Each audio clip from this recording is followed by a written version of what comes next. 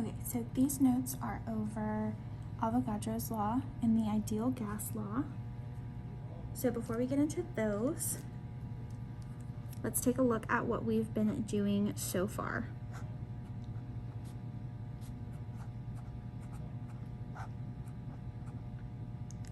So this equation is what we've been using up until this point, and this is our combined gas law.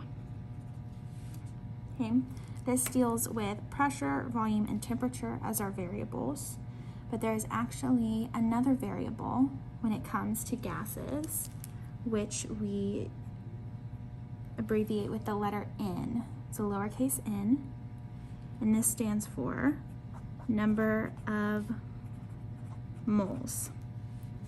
So whenever we're talking about how many moles of something we have, really what we're talking about is the amount of the substance. Okay, so this is not to be confused with volume, which is the amount of space that our gas can take up or how big the container is. N is how much gas is inside that container. Okay, there is a relationship between these two, however, and that is what Avogadro's law. Okay, so we can think about this in terms of a balloon to help us figure out this relationship. So if I have a balloon and I am blowing it up, I am adding moles of gas into my balloon, right? More gas, I'm increasing the moles. As I put more and more gas into my balloon is going to inflate. Okay, it is increasing in volume. Right? If I do the opposite, if I let go of that balloon and let all the air rush out of it, I am decreasing the number of moles inside my balloon, and I'm also decreasing its volume. Okay, this is a direct relationship. Remember, that is whenever one variable either increases or decreases, the other variable does the same thing. Okay, so all Avogadro's law is that there's a direct relationship between the number of moles and the volume of a gas. So if we take our knowledge of Avogadro's law and the combined gas law, we can kind of put those into one overarching law, which is called the ideal gas law. And the formula for this is PV equals nRT. All right, so we know what pressure and volume are. We know T is our temperature, and we just learned N is our number of moles, but we have never seen R before. Okay, so R is called the ideal gas constant. Okay, and whenever we call something a constant, it means that it stays the same. So no matter the circumstance, this variable is always going to have the same value. Okay, and these values, or this value, can be written in three different forms. Okay, so R can be equal to 0.0821. And this is the unit. Oops. This is a really big unit. This is liters times atmospheres over Kelvin times moles. Okay. It is also equal to 8.31, but this time it's liters times kilopascals over Kelvin times moles. And it is also equal to 62.4 liters times torr Kelvin times moles. Okay, so all of these values are equal to each other. They're just in different units. Okay, and the difference is right here in the pressure unit. We have atmospheres, we have kilopascals, and we have torr. Okay, so it's important to keep an eye on this because we know that our units always have to match whenever we do any type of math problems in chemistry. So you are going to have to choose R based on whatever unit your pressure is in your problem. Okay, so we're going to choose one of these three based on whatever pressure is in our problem. Okay, before we get started on our practice problem, we're going to write down these steps to solve these types of practice problems. So every single ideal gas law is going to follow the same set of steps whenever you try to solve. So the first step is to list your givens with their units. Okay, it's very important to include your units so that we know which R to pick. Okay, second step is to do any conversions. And this step is kind of optional. You don't always need to convert. It depends on the question. So for example, if my volume was given to me in milliliters, I would need to convert milliliters to liters because liters is what's in the unit of my gas law constant. So volume should always be in liters, temperature should always be in Kelvin, and moles are always going to be in moles. And if they're not in my problem, that's when I would have to do a conversion. Okay, and then my last step is to just plug in and solve.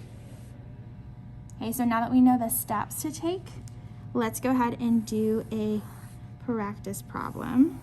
Okay, so this problem says, at what temperature will 0.654 moles of neon gas occupy 12.3 liters at 1.95 atmospheres? Okay, so following my steps to solve this problem, first thing I'm going to do is list my givens. Okay, the easiest way to find what's given in your problem is to just look for all the numbers that you see. So I see number of moles, I see my volume, and I see my pressure. So I'm going to list those. Okay, so remember, number of moles is signified with the lowercase n, and I have 0.654 of them. I have my volume, which is capital V, that's equal to 12.30 liters. Make sure you're including your units. And then last but not least, I have my pressure, which is 1.95 atmospheres.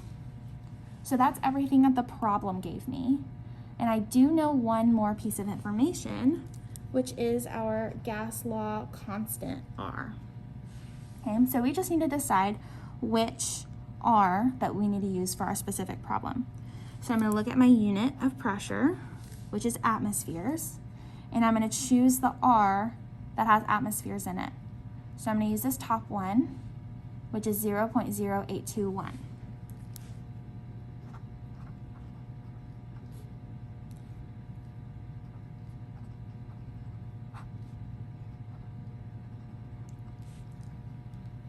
All right, so now I have listed all of my givens, and I'm going to go to step 2, which is to do any conversions if needed. So I have liters and liters. I'm going to compare all my units to the units in my gas constant. So I've got liters and liters, I've got moles and moles, and I have ATM and ATM. So since all of my units match, I don't need to do any conversions. And I can move on to step 3, which is to just plug in and solve. Okay, so I'm going to write out my equation, which is PV equals nRT. And I'm going to plug all of these values into this equation. So you should have 1.95 multiplied by 12.30, which is equal to 0.654 times 0.0821 times T for temperature. Okay, so once you have plugged in your values, now you just need to solve for T. Okay, there's multiple ways that you can go about this, but I think the easiest way is to simplify first and then divide. Okay, and by simplify, I mean I'm going to multiply all of my numbers in my equation. So on my left side, I'm going to multiply these two guys. On my right side, I'm going to multiply these. I'm going to flip the page to rewrite this. 23.985 on the left, which is equal to 0.0536934. Okay, and remember, you still have to keep that t, because that's what we're looking for. Okay, it didn't just disappear. So all I did to find these was plug it into my calculator. And the reason I wrote out this entire decimal is because you're technically not supposed to round until the very last step. Okay, it can change your answer a little bit, so it's always good to keep the entire decimal. Okay, from here, to get this t by itself, I just need to divide.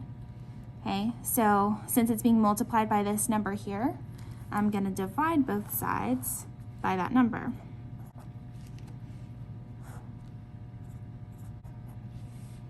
Okay, when you divide something by itself, it cancels out.